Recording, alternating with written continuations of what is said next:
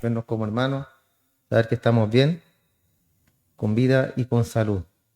Romanos 4, del 1 al 25, vamos a estar viendo hoy. Y acá Pablo a los romanos nos va a hablar, ya está cacareando ya el pollo chico. Vamos a hablar del tema de la justificación por la fe, ¿ya? Justificación por la fe. Y Pablo declara acá enfáticamente y de forma muy clara también que el hombre es pecador. ¿Hay alguna duda en eso? No, ¿cierto? Pecador.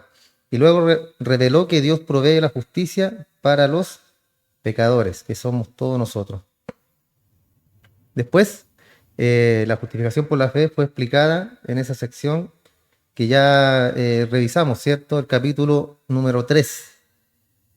Y hablamos también de los dos personajes del Antiguo Testamento, que fue Abraham y David, que son como son personajes importantes, hermano, de todo lo que respecta a la salvación, ¿ya? En los días de Pablo, cuando él escribía estas cartas o epístolas, como quiera llamarle, Abraham y David eran probablemente tenidos en alta estima en la nación de Israel. Recuerden que Abraham era su padre, padre Abraham. Ya David también era un referente en esos tiempos. No se comparaba con otros personajes, sino que fueron muy relevantes por lo que ellos fueron. Sabemos que David fue un adúltero, un pecador de lo peor, pero la Biblia dice que David era conforme al corazón de Jehová. Entonces ahí hay cosas que tenemos que entender, tenemos que comprender nosotros, hermanos. Porque cualquiera puede decir, ¿cómo puede ser conforme al corazón de Dios si fue un fornicario, fue un adúltero, fue un asesino? Entonces, ¿cómo fue conforme al corazón de Dios?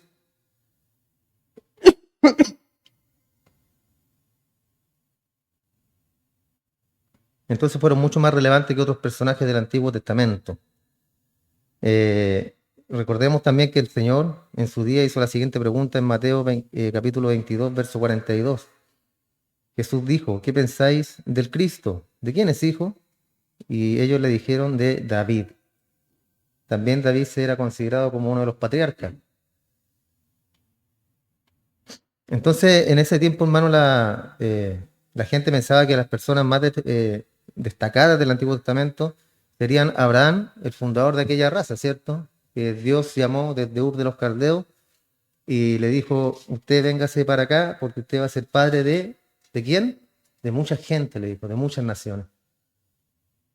Y eres padre de la raza judía y padre nuestro en la fe, en el espíritu. Y David, el rey más importante que menciona la historia y más relevante, con la historia más relevante, David. Entonces, Pablo acá usa estos dos destacados personajes del Antiguo Testamento para ilustrarnos y para basar, ¿cierto?, las declaraciones que vimos en el capítulo 3. Y esto habla de que hay una concordancia entre la ley y el Evangelio.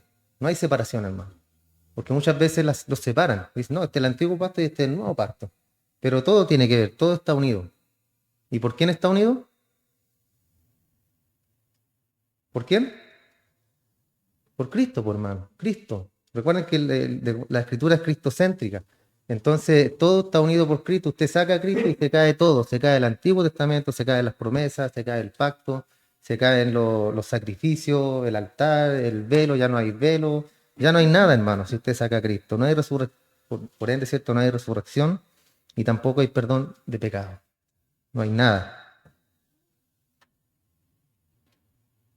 Aunque representan dos sistemas diametralmente opuestos, ¿cierto? El Antiguo y el Nuevo Testamento. No se contradicen ni están en conflicto el uno con el otro. No son mutuamente excluyentes ambos. Vuelvo a repetir, no se contradicen, no son excluyentes, sino que están unidos, están ligados por medio de Cristo. Tanto bajo la ley como antes de la ley, la fe en Dios fue el único requisito. Creyó Abraham a Dios y le fue contado por justicia, creyó, fe.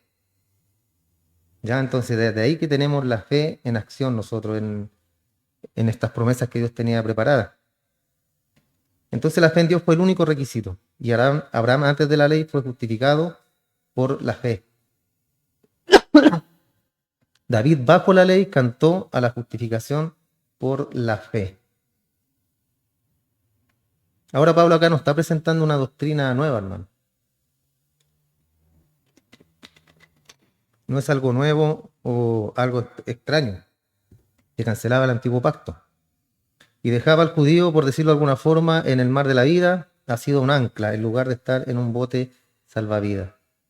Ya la ley no era algo que lo dejaba ahí, ¿cierto?, en el aire y que no sabía qué iba a pasar con él, si se le salvo o no se le salvo, qué hacemos, qué no hacemos, sino que era un bote salvavidas. Y Pablo acá estaba demostrando que tanto Abraham como David, los dos, estaban en el mismo bote salvavidas de la fe. Porque uno recuerden que tenía la fe antes de la circuncisión o antes de la ley también, y el otro bajo la ley. ¿Ya? Entonces estaban ellos en el mismo bote salvavidas, que era la fe, el cual Dios estaba ofreciendo a su pueblo en su día, y el cual llevaba nombre de justificación por la fe. Esto es importante, hermano, que nosotros podamos comprender lo que todo esto se trata de fe. De fe, o sea, yo creo en algo que no he visto. El mundo dice ver para creer, ¿cierto? Yo digo creo para ver. Y yo estoy creyendo ahora, creo, sigo creyendo. Un día creí, gracias al Señor, y el día de mañana veré el resultado de lo que yo he creído. Porque ¿en qué creemos, hermano? En un Cristo que nos resucitó, ¿cierto? Que nos salvó y el día de mañana nos va a llevar a las moradas celestiales. Esa es la promesa. En eso creemos, por eso estamos acá, por eso servimos al Señor también. Entonces la ley era como un pedagogo, como un guía, como un maestro, como un profesor. Tomó de la mano al hombre que se encontraba bajo la ley para llevarlo al Señor Jesucristo. Y esto por medio de la fe. Ese punto es que vamos a estar recargando siempre, hermano, por medio de la fe. Entonces los primeros 5 versículos de este capítulo 4 de Romanos, vemos que Abraham fue justificado por la fe. Otra vez.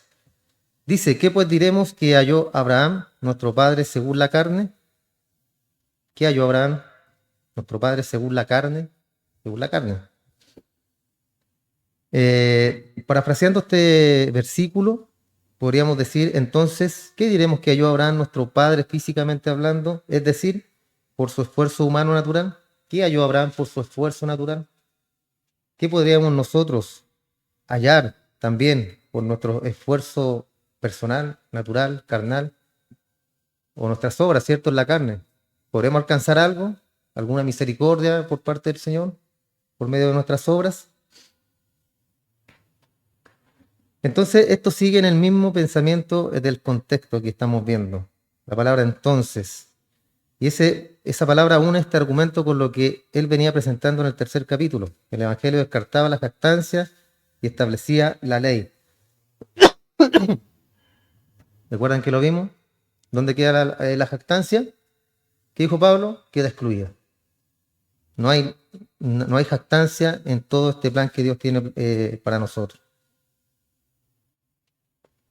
Entonces, este evangelio descartaba la jactancia y establecía la ley, que lo vimos en el capítulo anterior, en el 3. Abraham y David confirmaron lo que Pablo estaba diciendo en esta tesis. Después usó una frase idiomática que dice, ¿qué pues diremos? ¿Qué pues diremos a esto? Y esta frase la usa, ¿cierto?, en estos párrafos argumentativos de la carta. Porque en la primera división no había intentado probar o argumentar que el hombre era un pecador. ¿Recuerdan? Que él no estaba tratando de argumentar o de dar pruebas de que el hombre es pecador, sino que él decía el hombre es pecador, punto. Por cuanto todos pecaron, están destituidos de la gloria de Dios, entonces son todos pecadores. Pablo no estaba argumentando que el hombre era un pecador. Por tal motivo no encontramos ahí una frase como esta. Y la frase Abraham, nuestro padre o antepasado, ¿cierto?, o el que inició la raza judía. Esto revela que la nación de Israel comenzó con Abraham. De eso no hay duda, ¿cierto? Y es una expresión peculiar de parte de ellos, o los judíos. Y demuestra la importancia que tuvo Abraham, quien fue primero cronológicamente y también primero en importancia. Abraham, nuestro padre. Siempre hablan de él, ¿cierto? Abraham, nuestro padre. Entonces, ¿qué fue entonces lo que descubrió Abraham según la carne o desde un punto de vista físico. Acá Abraham descubrió, hermanos, que las obras según la carne no producían jactancia, sino vergüenza, porque eso es lo que produce, ¿cierto? No, vergüenza y confusión. Y esas eran las obras de Abraham. ¿Tenía alguna obra Abraham para que Dios lo tomara en cuenta o Dios lo llamara? Él pertenecía a un pueblo pagano, donde hasta sacrificaban a niños, a sus dioses, Ur de los caldeos. Entonces podría tener algo bueno Abraham que Dios dijera, no, si algo tiene que tener Abraham. Así que lo voy a llamar, me voy a arriesgar. Apuesto por ti, le dijo. Apuesto por ti para que seas el padre de muchas naciones. Al contrario, hermano, no había obra, no había nada en Abraham que pudiera agradar a Dios, sino que a él le plació, hermano, a él le plació. Al ladrón del que estaba al costado de la cruz, ¿hizo algo? A lo mejor le pegaba hasta la abuelita, no sé. ¿Pero qué hizo él? Lo salvó. ¿Algún argumento, alguna causa que para poder salvarlo? Y el mismo, hermano, es igual que nosotros. Porque muchos podrían decir, no, es que él era pecador, él por algo estaba crucificado. Yo no he cometido delito, no tengo alguna causa pendiente ahí en tribunales, yo estoy libre de polvo y paja, soy mejor que ese ladrón de la cruz. Y déjeme decirle que no, hermano. Somos igualitos, idénticos a ese ladrón de la cruz. Igualitos también a Abraham, hablando en la carne, ¿ya? Porque no le llegamos ni al dedo chico a Abraham, ni a David. Entonces, en ese punto del pecado, somos todos iguales, hermano. Entonces, Abraham no tenía nada de qué enorgullecerse. Y en realidad creemos que Abraham fue un gran hombre, especialmente en el asunto de Lot. Él no permitió que los reyes de Sodoma y Gomorra lo recompensaran. ¿Recuerdan cuando fue a buscar a su sobrino que se lo habían llevado? Con ganado y con todo. Después llegó donde habla de que él llegó y ofreció los diezmos a Melquisedec. Y él no quiso ser bendecido por él. Porque él le dijo que quería que él se quedara con todo lo que era el botín. Y él dijo que no, porque él no quería que nadie dijera después que había enriquecido a Abraham. Yo no quiero que nadie hable después que me enriqueciste, le dijo. Así que a mí me basta solamente con haber hecho lo correcto, le dijo Abraham.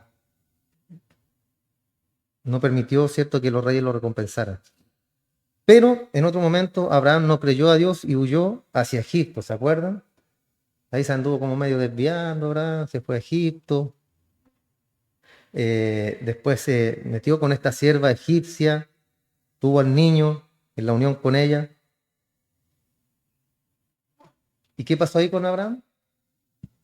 Guateó la fe, ¿cierto?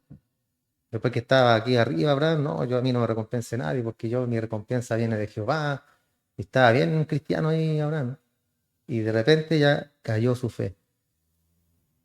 ¿Por qué? Porque nos da a demostrar, hermano, de que así es el ser humano, que así somos nosotros. Y aquí la cuestión, hermano, lo importante es que usted se puede deprimir, usted puede llorar, puede tirarse al suelo, patalear, hacer lo que quiera, pero usted después tiene que levantarse. Usted no se puede quedar en el suelo pataleando toda la vida y quejándose toda la vida, porque yo siempre le digo, somos seres que tenemos sentimientos, que podemos llorar, podemos sufrir, podemos hacer pataleta, lo que quiera, ahí solo sí, no delante de la gente. Y quebrantar su corazón al Señor y conversar con Él, y a lo mejor alguna vez se enoja con el Señor, no sé, hermano, en la tontera humana que tenemos nosotros, pero usted nunca puede quedarse en el suelo, siempre tiene que levantarse. Se cayó, se sacudió, se levantó y sigue adelante. ¿Por qué? Porque el cristiano persevera. El que no es cristiano no persevera y ahí se queda haciendo pataleta una y otra vez y puro que se queja y que no entiende y que no comprende. Pero Abraham, hermano, claro, él tuvo también su decaída. Y eso también le costó caro a él, porque fue una desobediencia al Señor. Después en el verso 2 dice, si Abraham hubiese sido justificado por las obras, tendría de qué gloriarse, pero no ante Dios. Entonces Abraham se podría gloriar en sí mismo, pero no ante nuestro Dios. Se asumió que Abraham tenía buenas obras, que tenía valor ante Dios. Y en realidad él tuvo muchas buenas obras. Pero lo sorprendente es descubrir que las buenas obras no es la base para la salvación, sino que es el resultado de la salvación, que es lo que siempre nosotros decimos acá. Usted hace buenas obras, usted se porta bien ahora, ¿por qué? Porque es el resultado de lo que Dios ha hecho en usted, que es esa salvación que Él entregó, hermano. Por eso usted ahora se porta bien. Y es el resultado de ser justificado por la fe. Santiago y Pablo nos estaban contradiciendo entre sí cuando Santiago dijo en el capítulo 2, verso 21 en su carta, ¿no fue justificado por las obras Abraham nuestro padre? ¿Cómo si es sin obra? ¿Cómo Santiago dice acá que fue justificado por las obras Abraham nuestro padre? Cuando ofreció a su hijo Isaac sobre el altar. ¿Esas obras de quién? ¿Esa obra de quién fue? ¿De Abraham o fue una obra de Dios? Aquí Dios ya lo había llamado, ¿cierto? Por decirlo de alguna forma, ya se había convertido. Entonces, ¿esas obras de quién eran? De parte de Dios. ¿Por qué? Porque ya estaba con Dios, ya caminaba con Dios. Entonces, todas las obras que hacía Abraham eran de parte de Dios. Lo que hacemos nosotros ahora es el resultado de nuestra salvación. Recuerden que hasta nuestras obras, dice la Escritura, que están preparadas de antemano, que fuimos preparados para andar en buenas obras. Así que en base a eso tenemos que andar en buenas obras. Abraham es lo que hizo, obedeció a Dios. ¿Ya? Puede ofrecer a su hijo en sacrificio y Dios lo tomó en cuenta y fue tomado, es cierto, su obra por justicia. Entonces, a las obras que se refirió Santiago aquí no son las obras del esfuerzo humano bajo la ley, porque él no estaba bajo la ley, no vivió en aquella época, sino que estaba hablando de las obras de la fe. Ahí queda claro, ¿cierto? Las obras de la fe. A eso se refiere Santiago, no a las obras de la carne. Entonces Abraham creyó en Dios y le ofreció a su hijo, a Isaac, a su unigénito. Eso me daba cuenta el otro día que leía que habla de Isaac como el unigénito. ¿Por qué? Porque fue el único hijo que tuvo Abraham, ¿cierto? Y no iba a tener más tampoco a la edad que tenía. Porque podría haber sido el primogénito, porque estamos hablando, ¿cierto?, de un ser humano. También sabemos que Isaac era como un tipo de Cristo, ¿cierto? Sombra de lo que habría de venir, del sacrificio, del cordero, de la ofrenda. Entonces él ofreció a Isaac, a su unigénito, pero no llegó a dar muerte a su hijo. Dios lo detuvo y no permitió que continuara presentando su ofrenda. ¿Por qué? Porque él quería probar solamente a Abraham, hasta dónde era capaz de llegar. Y tanto Santiago como Pablo, en la misma carta, en el 4.3 y en Santiago 2.23, se estaban refiriendo al mismo versículo, que dice, Abraham creyó a Dios y le fue contado por justicia. Se le imputó justicia a Abraham al creer a Dios. Entonces lo que hizo Santiago es ir hasta el fin de la vida de Abraham, hasta el momento en que ofreció a Isaac. Y él estaba, cierto, Abraham, en la misma situación en la que se encuentra el más débil de los pecadores, que muchas veces también nos pasa a nosotros, hermanos. Y admitimos que Abraham tenía obras de las que podía jactarse, pero no ante Dios, porque Dios no acepta las obras del esfuerzo humano, jamás, hermano. Así que si usted alguna vez pretende hacer un esfuerzo por Dios, un esfuerzo por la iglesia, un esfuerzo, no, hermano. Eso no se acepta, sino que todo nace desde el Espíritu que Dios nos puso a nosotros después que nos salvó, que nos tomó, que nos limpió. Ahí vienen después las buenas obras. Yo ayudo a un hermano, yo hago cosas de la iglesia, ayudo en la iglesia. Yo todo lo que hago lo hago como para el Señor, como dice la palabra. No para ser visto, no para que digan, oye, qué bueno, hoy antes era así, ahora es así. No, hermano, todo como para el Señor. Y el crédito es para Él, nada más. La gloria es para Él. Nosotros no merecemos nada de eso. ¿Por qué? Porque las obras realizadas por el esfuerzo humano no pueden estar delante de su presencia, hermano. Nunca. Después continúa Pablo y dice, pues, ¿qué dice la Escritura? Creyó Abraham a Dios y le fue contado por justicia. ¿A quién apeló Pablo acá? A la Escritura. No a lo que dijo fulano, a lo que dijo sutano, sino que a la Escritura como la autoridad final. ¿Qué es la autoridad final, hermano, de nosotros? La Escritura, la Biblia. Y la personifica, como en este pasaje, ¿cierto? La Escritura es Dios hablando. Cuando usted quiera hablar con Dios, lea su Biblia. Cuando usted quiera preguntarle algo al Señor, lea su Biblia. No espere a que usted va a orar y va a salir una voz del cielo así como en las películas y le va a hablar Dios. No, hermano. Dios nos habla por medio de su palabra, por medio de la Escritura. Y Pablo entonces se afirma en la Escritura porque es la única autoridad en la cual se podía confiar, en la cual podía apelar él. Y sería bueno, hermano, en la actualidad que las personas las personas que se dicen cristianas, creyeran en realidad en la palabra de Dios y que es Dios el que está hablando y no el hombre. Eso sería bueno, hermano, porque siempre hablamos y decimos que creemos en el Señor, que creemos en Dios, que confiamos en Él, que dejamos todos los problemas, las dificultades y descansamos en el Señor. Y a la primera de cambios, ahí ya estamos llorando, que estamos preocupados, que qué vamos a hacer, que de dónde vamos a sacar plata, y así, hermano, y se nos llena y nos ponemos martas, ¿cierto? Afanados, turbados, con nuestros muchos que hacer. Cuando el hermano, ¿cierto? Se dedicó a qué? A servir al Señor. Y el Señor nos dice eso: tú preocúpate de lo mío, yo me preocupo de lo tuyo. Ocúpate de lo mío y yo de lo tuyo. Porque así como Pablo lo dijo, todo lo puedo en Cristo que me fortalece. Todo lo podemos soportar en Cristo, hermano. Hasta la peor calamidad de nuestra vida la podemos soportar porque Él está ahí con nosotros. Entonces sería bueno que cuando estemos en problemas o dificultades, hermano, lo demos a demostrar con esto, confiando en que la palabra de Dios es verdadera, es veraz. Perdón.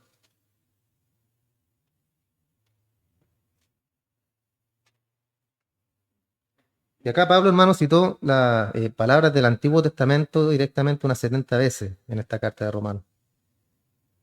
Y la que estamos mencionando al leer este versículo 3 es la cita que aparece en el capítulo 15 de Génesis, verso 6, donde dice: y creyó al Señor y le fue contado por justicia. Muchas de las citas de Pablo y de los apóstoles muchos citan el Antiguo Pacto, el Antiguo Testamento, los profetas, los salmos. Entonces Pablo estaba diciendo acá: escuche usted lo que la Escritura dice. Dios le está hablando por su palabra. Por eso cuando hablamos por medio de la palabra, hermano, no hay queja y no hay nada que uno pueda rebatir cuando uno habla por medio de la Escritura. ¿Por qué? Porque nosotros consideramos que la Escritura es es un libro inerrante, ¿cierto? O sea, que no se equivoca. Hay inerrancia en la Escritura. Nunca se va a equivocar la palabra del Señor, hermano. Por eso es nuestra regla después de moral y de buena conducta, la Escritura. Entonces esta promesa le fue dada a Abraham cuando él hizo una pregunta a Dios. En el capítulo 15 de Génesis, también en el verso 2, le dijo: Señor, ¿qué me darás si no me has dado hijos? O sea, Señor, ¿con qué me voy a quedar yo? No tengo hijos, no tengo descendencia, no hay prole. ¿Qué me vas a dar, Señor? Ahí estaba, ¿cierto? Y aparte de la confirmación de la promesa de que su descendencia sería tan numerosa como las estrellas de los cielos, Dios no le dio a Abraham ninguna otra promesa. Estaba casi muerto Abraham, viejito ya, tenía como 42 años, más o menos. Y su mujer, ¿cierto? Estéril, Sara. Entonces él decía: ¿de dónde? ¿Cómo? Por eso que él después pecó, ¿cierto? Y la mujer le dijo: ahí está la esclava, la egipcia. Ahí, para que tengamos un hijo. O sea, ayudándole a Dios. A Dios se le olvidó. Se le olvidó que tenía que darme un hijo. Se le olvidó la promesa. Y así también nosotros somos de repente, hermano, que se nos olvida, como diciendo: no, si a Dios se le olvidó. Dios está viejito ya, Dios tiene muchos años, se le olvidan las cosas. Y pecamos, hermano, en ese sentido. Entonces, ¿qué me daréis? ¿Qué me darás? Le dijo Abraham. Y Dios le respondió.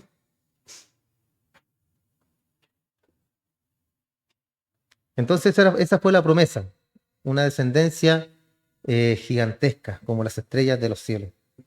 Y en otras palabras, Abraham simplemente creyó a Dios y tomó la pura palabra de Dios literalmente y confió y se aferró a ella. Un comentarista, William Newell, dijo algo respecto a Abraham, y cito, dice: no hubo ni honra ni mérito cuando Abraham creyó a Dios, creyó a un Dios fiel que no puede mentir. El mérito era Dios. Cuando Abraham creyó, él hizo lo único que un hombre podía hacer sin llegar a hacer nada. ¿Entienden? Hizo lo único que podía llegar a hacer sin llegar a hacer nada. Dios hizo la declaración, la promesa y se encargó de cumplirla. Él lo hizo todo. Abraham creyó de corazón que Dios estaba diciendo la verdad y en ello no hubo ningún esfuerzo. La fe de Abraham no consistió en una acción, sino en una actitud. Su corazón deja de mirarse en sí mismo para contemplar a Dios y a su promesa. Esto dejó a Dios en libertad para cumplir su promesa. La fe, entonces, no fue una acción meritoria de Abraham, ni siquiera un cambio en su carácter o naturaleza. Él simplemente creyó a Dios, que él cumpliría lo que había prometido. Y según Génesis 12:3, Dios le dijo, en ti serán benditas todas las familias de la tierra. Esa es la cita de este hombre, el doctor Newell. Y acá dice este comentarista bíblico que Abraham no tuvo nada que ver en esto.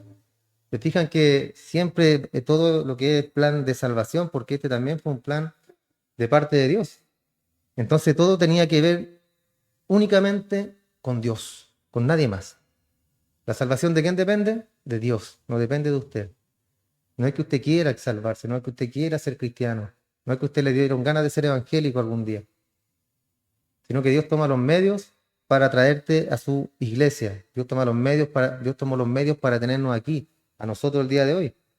Todos tenemos una historia distinta, ¿cierto? Una historia diferente de cómo llegamos a la iglesia. Yo tengo mi historia, ustedes tienen su historia. Pero todos esos episodios en su vida los tomó Dios, hermano, Dios. Dios los tomó, ¿cierto? Y nos trajo el día de hoy acá. Pasamos pena, pasamos dificultades, vivimos muchas cosas en el mundo, que hoy las vivimos, ¿cierto? Pero en Cristo es mejor, es más fácil, podemos sobrellevar mejor los problemas de la vida. Entonces Dios reconoció y acreditó esta actitud de Abraham, y eso es algo valioso que debemos reconocer también nosotros. Como dice el verso 3, Abraham creyó a Dios y Dios le tomó en cuenta y lo aceptó como justo. Él abonó a su cuenta, por decirlo de alguna forma, esa justicia, se la atribuyó a él. Después dice, pero al que trabaja no se le cuenta el salario como regalo. Obvio, ¿cierto? El que trabaja no se le cuenta el salario como regalo, sino como deuda. Pero al que no trabaja, sino cree en aquel que justifica al impío, su fe le es contada por justicia. Y la regla general es que un trabajador recibe un sueldo por los servicios que presta, ¿cierto? Esa es la regla general. Una persona trabaja por cierta cantidad de dinero y se le paga cierta suma de dinero por determinado trabajo. Ahora es obvio que Abraham no era un obrero, pero él no se ganó lo que recibió. ¿Usted se lo ganó? Ninguno de nosotros hemos ganado, hermano, lo que hemos recibido. Entonces, Abraham, aquí hablando de Abraham, él no se ganó lo que recibió, él recibió su salvación de la única manera en que podía recibirla, y fue por el favor inmerecido de la gracia de Dios. Después dice, pero al que no trabaja, y eso indica que no se puede hacer nada para merecer la salvación. Nada, hermano, nada, obra, lo que sea, nada. Usted no piense cuando haga una obra de caridad o una buena obra con alguien, no piense que usted, ay, que está haciendo, que bueno, que yo hago buenas obras, ay, qué rico, se siente rico. No, todo para la honra y para la gloria de Dios. Porque todo lo que usted tiene le pertenece ¿a quién? A Dios. Job dijo, Dios da, Dios quita, bendito sea el nombre de Jehová, porque de Él es todo. Entonces cuando hacemos esas obras, hermano, tengamos en cuenta de que son obras que Dios está haciendo por medio mío para glorificarlo a Él, para que Él sea glorificado. ¿Ya? No para exaltar la religión, no para decir que los evangélicos son buenos, que los evangélicos, porque eso piensa el mundo, ¿cierto? Que los evangélicos son buenos y siempre golpean la puerta, y al que es evangélico siempre lo molestan más, siempre le piden más, ¿cierto? Porque, no, anda a pedir allá porque esos son evangélicos. O anda a mí, hermano, de repente me llegan mensajes al WhatsApp pidiéndome cosas. ¿De dónde sacan el número? No sé. Entonces la gente así, eso piensa. Pero mientras nosotros podamos ayudar, hay que ayudar. Cuando ya se funden, ahí hay que manejar la situación. Entonces, el que no trabaja, No se puede hacer nada para merecer la salvación, sino que creer en Él. Esa es la única condición. En Dios, creer en Dios, que declara justo al que es indigno. Y la única clase de persona que Dios está salvando es al injusto. Dios está salvando al injusto, siempre. Ahora alguien dirá que Dios no salva a personas buenas entonces, porque siempre está salvando al injusto, está salvando al pecador, a toda esa clase de personas. ¿Y las personas buenas? Alguien dirá, ¿cierto? ¿Qué pasa con las personas buenas? Y yo le diría, a ver, muéstrame una persona buena. Mi abuelita. De que todas las abuelitas son buenas, ¿cierto? Son tiernitas. Pero ni la abuelita, hermano, ni la abuelita, porque la abuelita tuvo también su pasado y se hizo sus cosas ahí. Entonces, en base a eso, hermano, no hay justo. ¿Se acuerdan lo que leímos la semana pasada o antepasada? Los versos 10 y 12 del capítulo 3 de Romanos, ya lo vimos. Dice, no hay justo ni aún uno. No hay quien haga lo bueno, no hay ni siquiera uno. Por eso que la escritura habla del injusto, habla del mentiroso, habla de las personas malvadas, de toda esa clase de personas que somos todos nosotros, hermano. Y todos los calificativos que podamos poner a cada persona no nos llegan al 100% porque eso es lo que somos. Eso es lo que somos. Entonces no hay justo ni aún uno. Y eso según las normas de Dios, no según las normas mías o las normas suyas. Es lo que Dios habla, lo que Dios dice, que no hay nadie justo. Entonces, si usted piensa que hay alguien bueno en la tierra, sería como decir que Dios es un mentiroso. O sea, Dios miente porque yo conozco una persona buena. ¿Recuerdan cuando se le acercó el joven rico a Cristo y le dijo, bueno? ¿Y qué le dijo el Señor? No me digas bueno, le dijo, porque no hay ninguno bueno sino el Padre. Ni siquiera Cristo, por mano. Entonces, ¿podemos darle ese calificativo a una persona común y corriente terrenal como nosotros? Como dijo Pablo, de ninguna manera, hermano. Después en el final del verso 5 dice, su fe le es contada por justicia. Fe es la única condición aquí, hermano. Fe es la única condición. Y es por lo que Dios acepta la fe en lugar de las obras. ¿Por qué? Porque Él mismo entrega nuestra fe. Recuerden que esto es así. Nosotros estamos, la Escritura nos muestra como unas personas muertas en delitos y en pecados. Estamos muertos. ¿Qué hace un muerto? Nada. Ahí está, muerto, tirado, no tiene signos vitales, no puede moverse. Él no puede buscar la medicina, ¿cierto? Él no puede ir al hospital y decir, inyéctenme algo porque yo quiero vivir. Sino que lo toman, ¿cierto? Y lo entierran. Listo, punto. Nosotros muertos en ese sentido, en espíritu, ¿qué es lo que hace Dios? Él nos toma. Él nos da vida. Él nos dio vida juntamente con Cristo. Por gracia soy salvo. Nos toma, nos da vida, pone la fe en nosotros, nosotros creemos y ahí la historia ya ustedes la conocen, hermano. Entonces, el plan perfecto de salvación es 100% de Dios.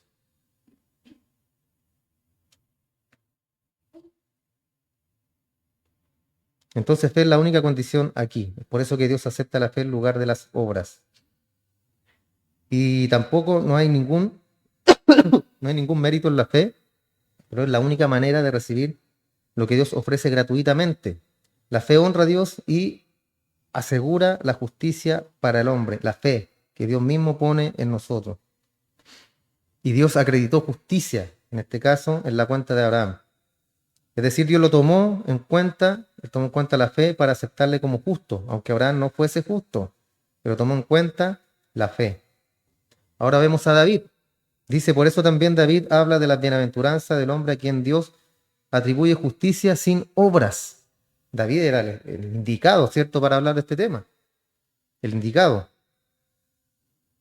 Entonces acá, en primer lugar, tomar en cuenta que David estaba viviendo bajo la gracia, o sea, bajo la ley, perdón.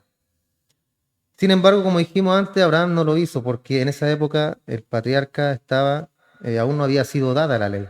Y el sistema mosaico no se importaría hasta 400 años después.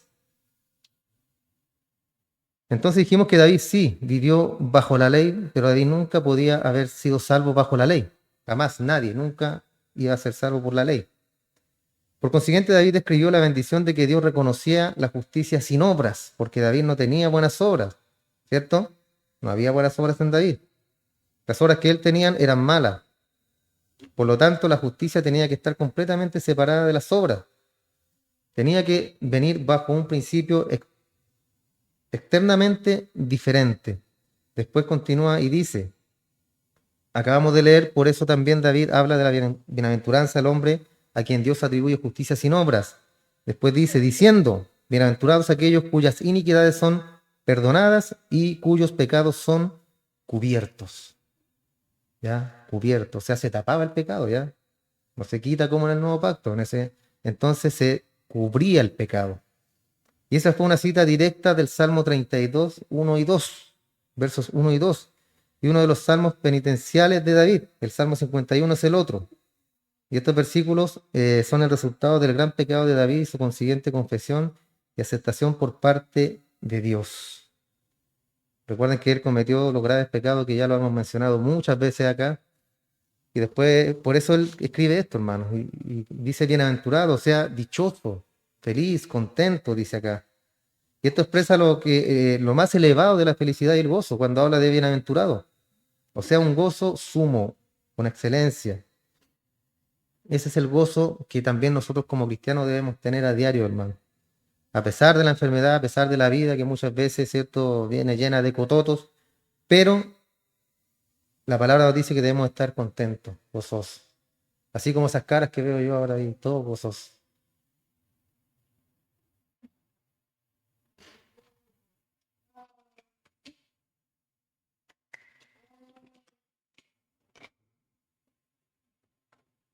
Entonces esa dicha expresa la gran alegría de tener los pecados perdonados. En diferencia, hermano, con la gente del mundo, nosotros tenemos esa bendición. ¿Ya? No estamos bajo la ira, sí pecamos, pero al arrepentirnos Dios nos perdona. Esa es la dicha, expresa la gran alegría de tener los pecados perdonados. Y esta es la bienaventuranza más grande de todas, y David la conoció como experiencia propia. David había quebrantado la ley de Dios deliberadamente. No lo había hecho en su ignorancia. Y ese es un punto también importante, hermano. Porque David no lo hizo, no dijo, yo no sabía que era pecado meterse con la esposa del otro. Yo no sabía que era pecado matar a Urías Eteo y ponerlo en la primera línea para que lo maten al tiro. Yo no sabía que era pecado, Señor. No, él pecó, hermano, deliberadamente. Él lo planificó, él lo pensó, él dijo, ahí en su ociosidad, ¿cierto? Vio a Betsabé, la vio bañándose, la deseó, vio la forma, ¿cierto?, de estar con ella. Después que estuvo con ella, supo que estaba embarazada. Vino Urías, ¿cierto? Se lo llevó para otro lado, lo emborrachó. Después le dijo, vete a tu casa. ¿Para qué? Para que estoy un hombre cansado de la guerra, meses en la guerra. ¿Qué es lo que quería estar?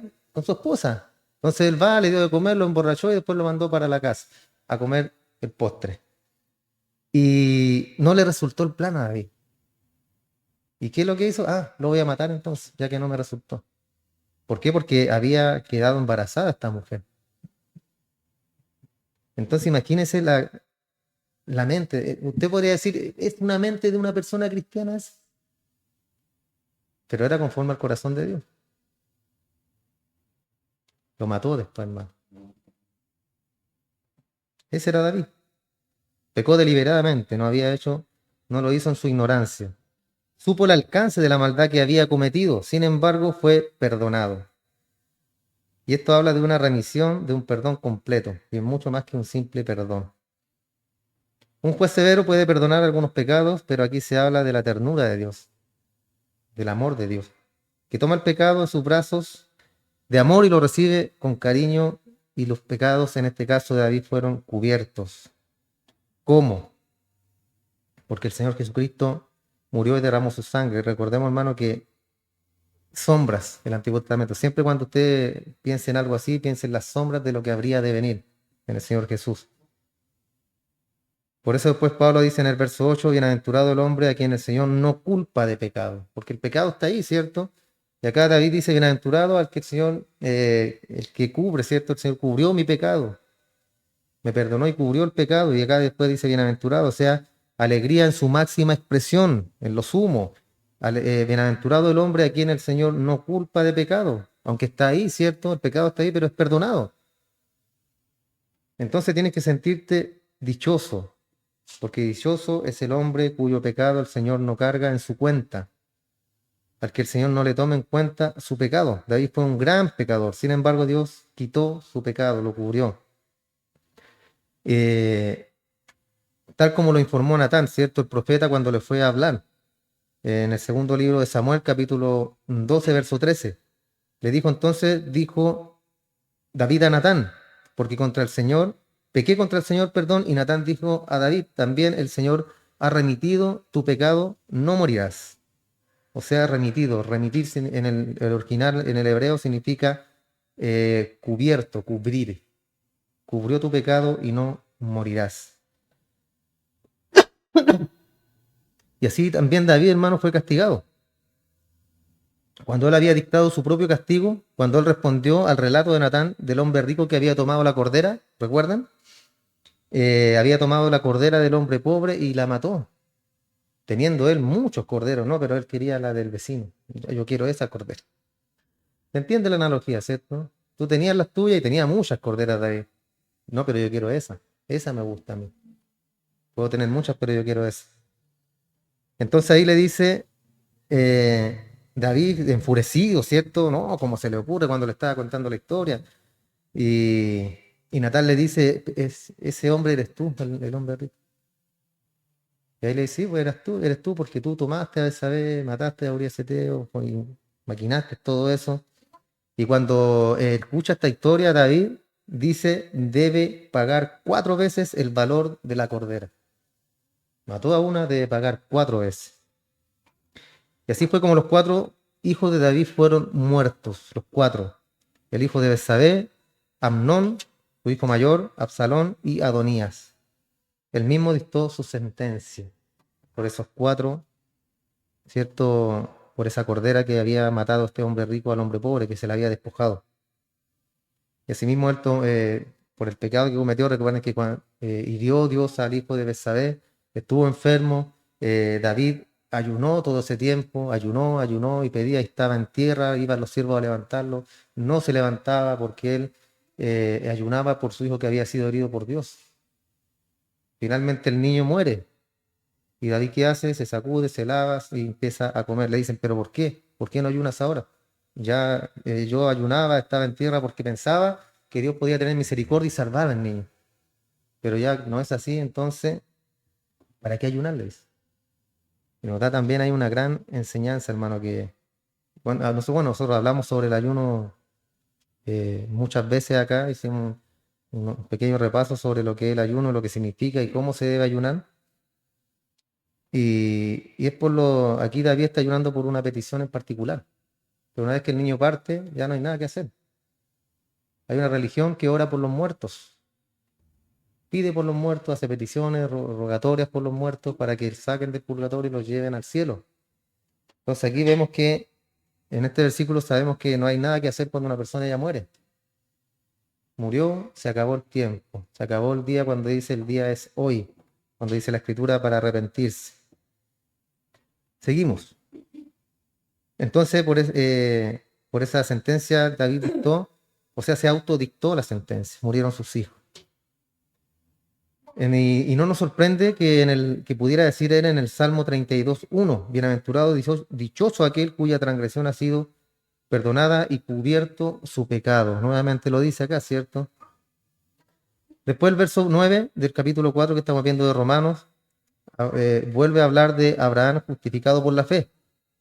Y comienza con una pregunta. Dice, ¿es pues esta bienaventuranza solamente para los que están circuncidados o también para los que no lo están?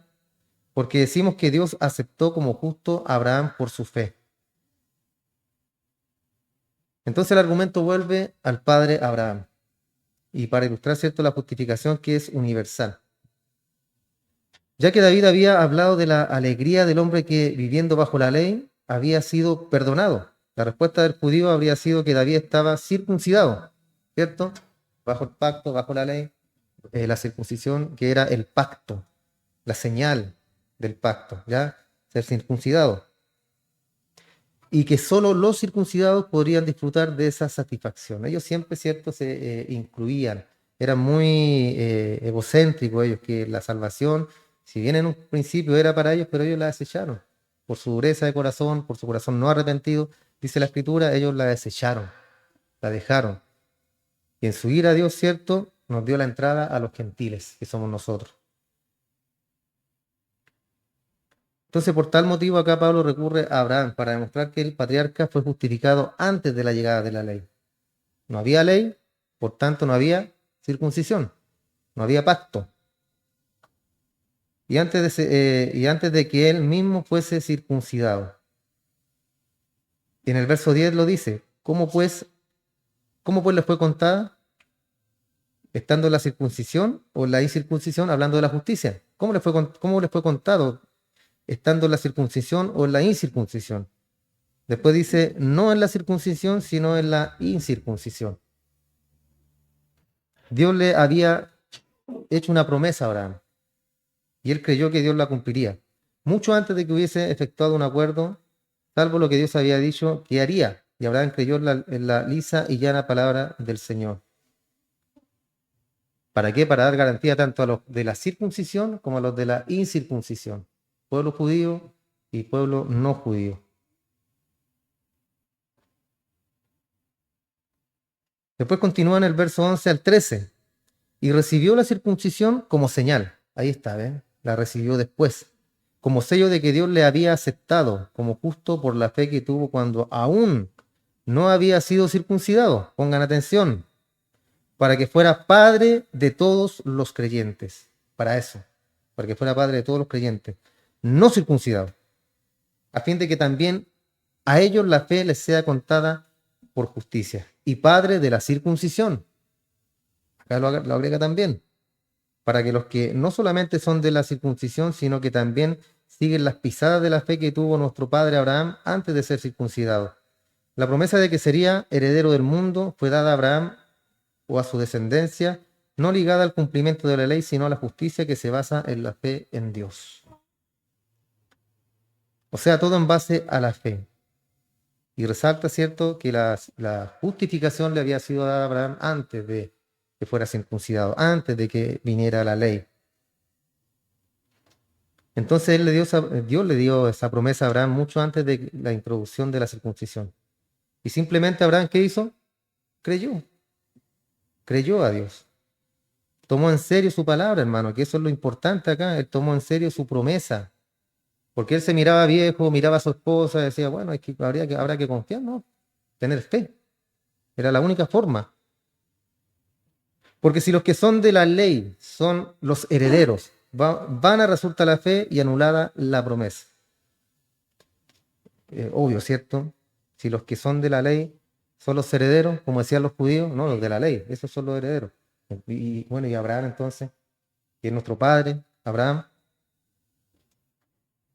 van a resultar la fe y anulada la promesa. La ley produce ira o castigo, para entenderlo mejor. La ley produce castigo. Pero donde no hay ley, tampoco hay transgresión. Donde no hay ley, tampoco hay transgresión, o sea, infracción. Si no hay ley, no hay infracción. ¿Ya? Si no hay ley, no hay multa. Por eso la promesa es fe. Por eso. Para que sea por gracia. Ahí lo deja más que claro, hermano. Entonces, como podemos ver, Dios salvó a Abraham únicamente por gracia. Siguiendo más adelante en este capítulo 4, en Romanos, observamos algo más, que Abraham fue justificado realmente por la fe en la resurrección también. En el verso 19 de Romanos 4 dice, y su fe no se debilitó al considerar su cuerpo que estaba ya como muerto. Como muerto, o sea, estaba muy viejito ya Abraham, siendo de casi 100 años. O la esterilidad de la matriz de Sara. Su fe no se debilitó. No se debilitó. No hay ningún mérito en la fe misma, hermano. Es que no había nada alrededor de Abraham en lo cual él pudiera confiar. Nada. Nada que pudiera sentir, nada que pudiera ver, absolutamente nada. Todo lo que él hizo fue confiar en Dios. Y eso fue lo importante. Después dice, tampoco dudó por incredulidad de la promesa de Dios, sino que Se fortaleció por la fe dando gloria a Dios. O sea, no es que le dé gloria a Dios, ¿cierto? Gloria a Dios, sino que esta palabra gloria significa honra. Él honró a Dios por medio de su fe. Y sabía, ¿cierto?, que él iba a cumplir su promesa. Recuerden que dice que creyó Abraham en esperanza contra esperanza, ¿ya? Porque siempre tenemos la esperanza que es la mía, la natural del hombre, ¿cierto? Mi esperanza, pero tenemos en el espíritu la esperanza que viene de parte de Dios. Entonces esa era la batalla que tenía Abraham. Si bien creía en Dios, en uno siempre va a estar esa pequeña cosilla, ¿cierto? Que te va a decir, pero ¿será tan cierto? ¿Será verdad? ¿Será que las promesas de Dios serán tan así? Porque ya tengo el agua al cuello y no pasa nada. Entonces entra esa esperanza contra esperanza que Abraham acá tenía.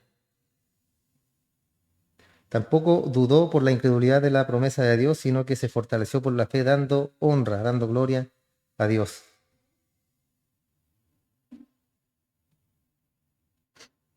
Entonces él extendió su mirada más allá de las circunstancias, hermano, fijándose en la promesa. Creyó en la promesa a pesar de que las circunstancias estaban en contra. O sea, iba todo viento y todo cuesta arriba, ¿cierto? Y él aún así creía, aún así confiaba. Aún así él decía, si Dios lo prometió, él lo va a cumplir.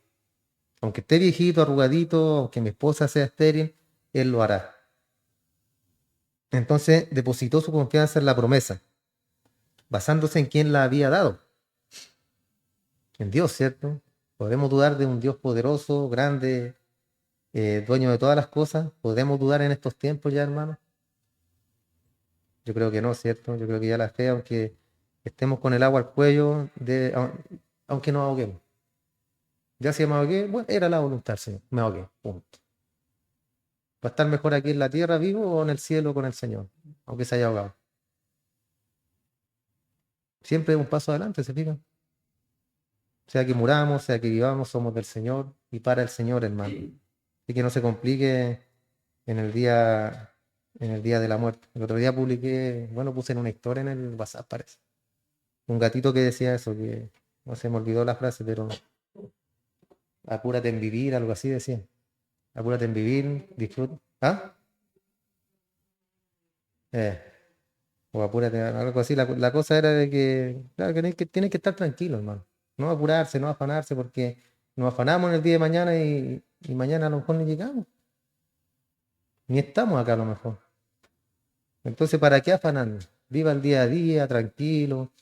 Ahora piense en el mensaje, lo que estamos viendo, no piense en el almuerzo, no piense en el pollito asado, en el pollito al jugo o al asadito, no sé, hermano.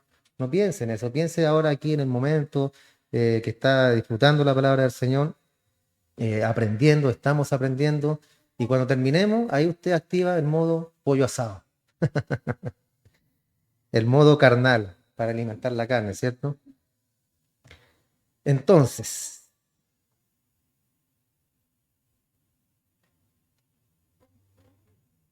entonces él depositó su confianza en la promesa basándose en en quién se la había dado, adorando de esa manera a Dios. El hombre fue creado para glorificar, para honrar a Dios, pero por la desobediencia él hizo lo contrario. Para eso fue creado el hombre. ¿Recuerdan el huerto del Edén? Ahí los dejo. Para eso fue creado el hombre, pero desobedeció e hizo lo contrario. Y la única manera de que usted pueda traer gloria y honra a Dios es creyendo en Él. Y una vez que usted cree en Él, ¿qué pasa con usted? Usted se porta bien, hermano. Porque la gente que se porta bien en el mundo se portan bien, pero de una forma moral. Uno los ve, ¿cierto? Y se portan bien, pero nada más que eso. Verso 21. Plenamente convencido de que Dios era también poderoso para hacer todo lo que había prometido. En el 20 dice, tampoco dudó por la incredulidad de la promesa de Dios, sino que se fortaleció en fe dando gloria a Dios. Plenamente convencido de que Dios era también poderoso para hacer todo lo que había prometido. O sea, una confianza plena de que Dios es poderoso. Pleno, convencido. Quiere decir que estaba rebosante de confianza. Después dice, por eso también su fe le fue contada por justicia. ¿Ya? Es decir, tomando en cuenta su fe, le aceptó como justo. Y esta fe es la resurrección que implica la vida después de la muerte. Y es lo que aceptó Abraham, en lugar de su propia justicia que él no tenía. Dios le declaró justo a Abraham por su fe, por la promesa de levantar a su hijo de la tumba de la muerte, es decir, de la esterilidad de la matriz de Sara, su mujer. De eso es lo que estaba hablando acá. Él veía a su mujer, la matriz, ¿cierto?, en muerte. Ya no había para dar fruto. Y Dios había prometido vida eterna a quienes creen en Él. A los que creen, perdón, que Él levantó a su propio hijo de la tumba. Esa tumba que José de Arimatea, ¿cierto?, se dio para nuestro Señor. Es decir, el lugar de la muerte. Hasta ese punto creía Abraham. Después en el 23-24, pero no solo con respecto a él se escribe que le fue contado, sino también con respecto a nosotros y a quienes igualmente le ha de ser contada, es decir, a los que creemos en aquel que levantó de los muertos a Jesús, Señor nuestro. Entonces sabemos, hermano, que el vientre de Sara era como una tumba, ¿ya? Era un lugar muerto, pero de él surgió la vida. Abraham había creído a Dios y eso fue lo que Jesús quiso decir en el capítulo 8 del Evangelio según San Juan, verso 56, cuando dijo, Abraham, vuestro padre, se alegró de que iba a ver mi día y lo vio y se llenó de gozo. Sombra de lo que habría de venir. ¿Se fijan? Nuestro Señor Jesús hablando de aquel tiempo. Y Pablo finaliza este capítulo en el verso 25, dice, el cual fue entregado por nuestras transgresiones y resucitado para nuestra justificación. Entonces ahí tenemos a nuestro padre de la fe, Abraham. Y a David también, uno de los grandes reyes que nos habla y nos enseña. Recuerden que, por ejemplo, esa enseñanza con respecto a David no nos enseña que nosotros podemos pecar y que nos va a salir gratis. Porque muchos pueden pensar eso, ¿cierto? Oye, David, oye, pero David pecó, yo, mira, si David está por allá y yo estoy aquí en esto, no, estamos igualitos. Y la Escritura dice, no hagas lo que hizo David. ¿Por qué? Porque eso era una sombra también de lo que habría de venir, del cristiano, de que a pesar de que somos pecadores, seguimos siendo pecadores, ahí está nuestro Señor para perdonarnos, hermano, para quitar ahora sí el pecado, ya no cubrir. Cuando Dios salta a su Hijo, ¿cierto? Cuando está con Juan, dice, este es mi Hijo amado, dice, este es el Cordero de Dios que quita el pecado del mundo. Lo quita ahora. Ya no es cubierto porque estamos representados en Cristo, hermano. ¿Damos gracias al Señor?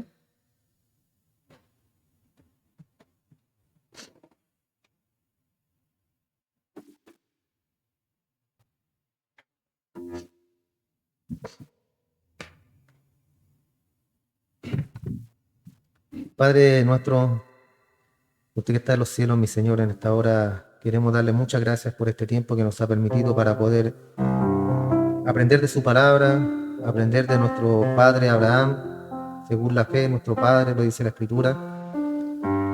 Gracias por aprender también de esa bienaventuranza que nos habla David, de aquel hombre de que el pecado es cubierto, de aquel pecado que es perdonado en este tiempo, mi Señor, quitado. Grandes referentes, Señor, de la Escritura que nos hablan y que nos enseñan por medio de la palabra de la fe que debemos tener en ti, mi Señor. De la confianza en que los pecados serán perdonados. No si pecamos deliberadamente, no si pecamos con ese conocimiento, Señor. Por eso le rogamos cada día que aumente nuestra fe. Por eso le rogamos cada día que nos ayude, que nos bendiga, Padre, en lo espiritual. Que nos ayude a ser hombres y mujeres de Dios, hombres y mujeres de bien, hombres y mujeres de buenas obras, hombres y mujeres que bendigan a los demás, hombres y mujeres que seamos ejemplo, Padre, en nuestro vecindario, en nuestra familia, donde quiera que vamos, Señor, que seamos ejemplos en ti, mi Señor. Damos gracias, Padre, por tu amor, por tu bondad y por tu infinita misericordia que has tenido hasta el día de hoy con nosotros. Te rogamos en nuestra enfermedad, de los que están enfermos en esta hora, mi Señor, que sea su mano de misericordia, bendiciendo cada cuerpo, fortaleciendo, sanando y restaurando, Señor, nuestras vidas en lo carnal y también en lo espiritual, mi Señor. Queremos cada día crecer en el Espíritu. Si estamos débiles ahora en la fe, Padre, si estamos débiles en el Espíritu, si hemos dejado la comunión contigo, Señor, si hemos dejado que el mundo nos atrape, si hemos sido como Marta, Señor, afanados y turbados con nuestros muchos quehaceres, te rogamos que nos ayudes a volver a la comunión contigo, Señor. Y pues cuando podamos cuando abrimos nuestros ojos en la mañana, lo primero que podamos decir, Señor, es gracias. Gracias porque hemos despertado un día más, porque tenemos un día más el plato de alimento, porque tenemos un trabajo, Señor, el cual tú nos sustentas, el cual tú nos provees, mi Señor. Todo lo podemos en Cristo que nos fortalece. Que ese sea nuestro lema siempre, mi Señor, en toda circunstancia, en escasez y en abundancia, y esas sean nuestras palabras, todo lo podemos en Cristo que nos fortalece. Y tú tomarás los medios, mi Señor, para ayudarnos y para bendecirnos cuando nuestra fe, Señor, sea ahí probada y sea también cumplida, Señor, en los planes que tú tienes con nosotros. Gracias, mi Señor. Tocamos por nuestros hermanos, nuestra hermana Verónica que está allá en Paredones. Bendígala, ayúdela, fortalezcala, Señor, en su enfermedad, en la soledad y de su hogar, que ella sepa que usted siempre está con ella acompañándola, Señor. Guárdela, protéjala y cuídela, Señor, de hombres y mujeres de malvados, malignos, Señor, que puedan querer hacer daño a ella o a su vida, Señor. Nuestra hermana Inés también, ayúdela, guárdela, bendígala, mi Señor. Que los años de vida que estén por delante sean los determinados por usted, mi Señor, y que en ese tiempo usted pueda ayudarla, usted pueda bendecirla, usted pueda sanarla, usted pueda llenar sus hogares de alegría, de felicidad, de gozo, para que ella pueda moverse, para que ella pueda ser una mujer activa también, mi Señor. Ayuda también a nuestra tía Giovanna, que es la que cuida a nuestra abuela, Señor, tiene fuerzas también. Ayúdela física y mentalmente, mi Señor. Bendiga sus carnes, sus huesos, su espíritu, su mente, Señor. Ayúdela cada día para que pueda honrar a su madre, como dice la Escritura, y cuidarla hasta el día final, Padre. Muchas gracias. Dejamos todo esto en sus manos, mi Señor, y agradecemos el tiempo en su palabra. En el nombre de Jesús, amén y amén. Gracias.